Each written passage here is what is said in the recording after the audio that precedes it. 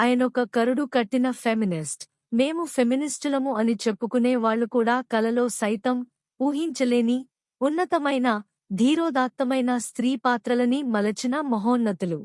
ఆయన ఒక డిక్టేటర్. ఆయన వ్రాయాలనుకునే తన నవలలను ఏక బిగిన అసువుగా వేదవ్యాసునిలా చెప్తూ ఉండగా సన్నిహితులో వ్రాసుకునేవారు. అంతటి అనన్య సామాన్యమైన ధారణ, కల్పనా శక్తి వారికి వశ్యం. సామాజిక జీవనం, సంఘం, ప్రకృతి, ఆచారాలు, వ్యవహారాలు ఇలా తెలుగు జాతి నడవడిని మొత్తం తన రచనలలో కళ్లకు బొమ్మ కట్టించిన వీర తెలుగు ప్రేమికులు ఆయన.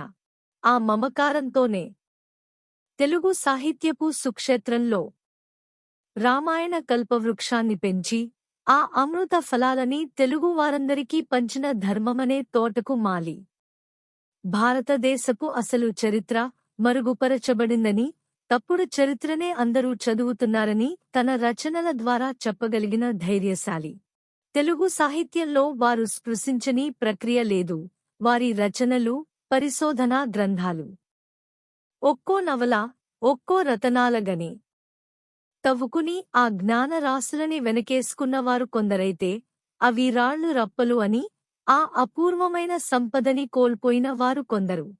ఎవరెన్ని విమర్శించినా తాను నమ్ముకున్న సిద్ధాంతాలకు విరుద్ధంగా లౌక్యపు వ్రాతలు వ్రాయ తలవంచని మహోన్నత వ్యక్తిత్వం గలవారు. తెలుగు సాహిత్యంలో వారు మేరు శిఖరం.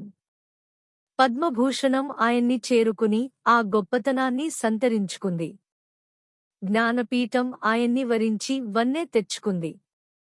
భ్రష్ట యోగిని, కవిజన్మ బనసినాడా అంటూ తన గురించి చెప్పుకున్నవారు మరెవరో కాదు, కవి సమ్రాట్ విశ్వనాథ సత్యనారాయణ గారు.